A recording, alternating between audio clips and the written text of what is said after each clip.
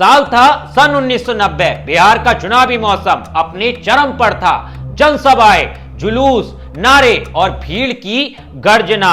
इसी भीड़ के बीच एक नाम गूंजता था, दुलार चंद यादव। रौबदार मूछे, दबंग चाल और आंखों में ऐसा ठहराव कि सामने वाला सांस रोक ले। मोकामा के लोगों के लिए यह नाम कोई नया नहीं था, पर आज वही नाम फिर से सुर्खियों में है, क्योंकि बिहार विधानसभा चुनाव साल 2025 से पहले दुलार चंद यादव की जान जा चुकी है। गंदी राजनीति का शिकार हो गए हैं, जिसके बाद सियासत और अपराध के रिश्ते पर कई सवाल खड़े कर दिए गए हैं। नमस्कार दोस्तों, मैं हूं आपके साथ ऋषभ चौहान। कौन थे दुलार चंद यादव, कैसे गई उनकी जान और इस राजनीतिक मौत के पीछे किसकी साजिश है? चलिए कहानी की शुरुआत में चलते हैं। बिहार के मोकामा में राजनीति हमेशा से बाहुबल के इर्द गिर्द घूमती रही है। यह नाम नहीं, खौफ चुनाव जिताता है। और 80-90 के दशक में इस इलाके में एक नाम चमका, दुलार चंद यादव। इनके खिलाफ एक दो नहीं बल्कि 11 आपराधिक केस दर्ज थे, लेकिन समाज के एक वर्ग के लिए यही अपराध नहीं, न्याय कहा जाता था। बिहार में एक दौर था जब अपराधियों का सीधा रास्ता जाता था विधानसभा, और इसी दौर में दुलार चंद ने पहली बार चुनाव लड़ा। लोक दल के टिकट पर जीते नहीं, लेकिन पहचान मजबूत हो गई। फिर आया सन 1991।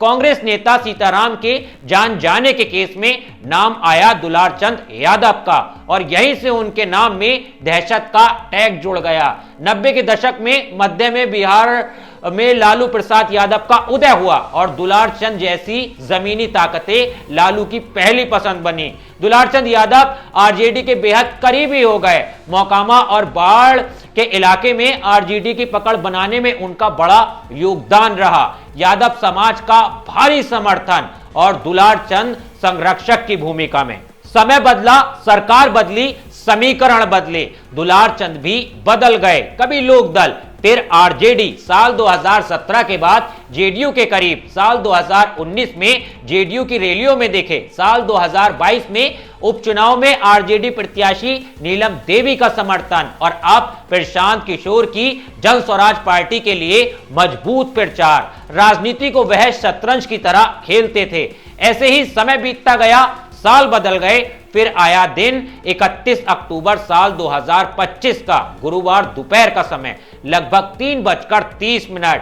मोकामा विधानसभा क्षेत्र, तारतर गांव, दो काफिले आमने सामने। जन स्वराज पार्टी के प्रत्याशी पीयूष प्रियदर्शी, जेडीयू के प्रत्याशी अनंत सिंह। भीड़, नारेबाजी, तनाव और अचानक पत्थरबाजी, मारपीट, अफरा तफरी और फिर फायरिंग। पुलिस बताती है जब वे पहुंचे सिर्फ 2 से 3 गाड़ियां वहां बची थीं।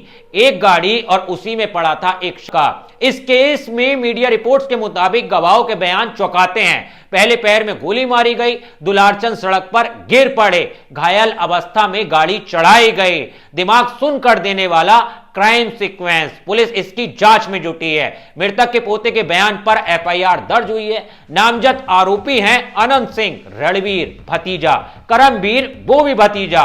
2 और अन्य लोग भी शामिल बताए जा रहे हैं। साजिश के तहत जान ली गई और जानलेवा हमला हुआ, ये आरोप लगाए गए हैं। इस मामले में आरोपों पर अनंत सिंह का जवाब आया है। जेडीयू प्रत्याशी अनंत सिंह कहते हैं, हम लोग निकल गए थे, हमारे काफिले के बीच गाड़ियों पर जन स्वराज समर्थकों ने हमला किया। दुलार चंद ने पहल की थी और आरोपों को उन्होंने राजद नेता सूरजभान सिंह की साजिश बताया। मोकामा का नाम सुनते ही याद आता है बाहुबली, अनंत सिंह, जेल, कोर्ट, राजनीति, खौफ। यहां चुनाव का मैदान नहीं, अखाड़ा बन जाता है, और इसी अखाड़े में दुलार चंद को मौत मिली। 2 तरह की तस्वीरें हैं, पहली अपराधी बाहुबली नेता की, दूसरी समर्थकों की नजर में न्याय करने वाला सामाजिक नेता, यादवों का संरक्षक। बिहार में राजनीति की यही विडंबना है, दबंग और नेता अक्सर एक ही व्यक्ति होते हैं। बिहार में चुनाव साल 2025 नजदीक है, हर दिन राजनीतिक तापमान बढ़ रहा है। ऐसे में यह केस डर फैलाता है, समीकरण बदल सकती हैं, वोट बैंक को प्रभावित कर सकता है, कद दिखाने का तरीका बन जाता है। यही बिहार की सियासत का काला सच है। पुलिस ने साफ कहा है पोस्टमार्टम रिपोर्ट आएगी, सबूत इकट्ठे किए जा रहे हैं, सीसीटीवी की तलाश जारी है। लेकिन कई सवाल खड़े होते हैं, क्या पीछे खड़ी थी राजनीतिक साजिश? क्या यह सिर्फ रैली झड़प नहीं बल्कि पहले से प्लान केस था? क्या दुलारचंद की बढ़ती राजनीतिक एंट्री किसी को असहज कर रही थी?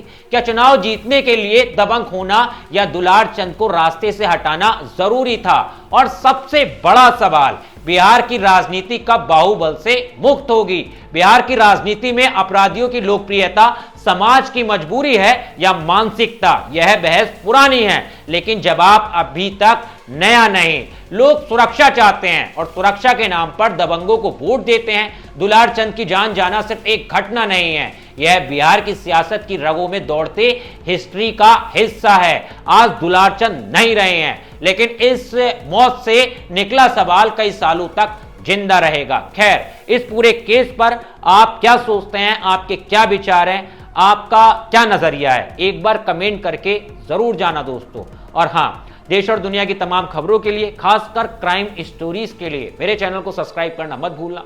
मिलता हूं आपसे किसी और वीडियो में। जय हिंद।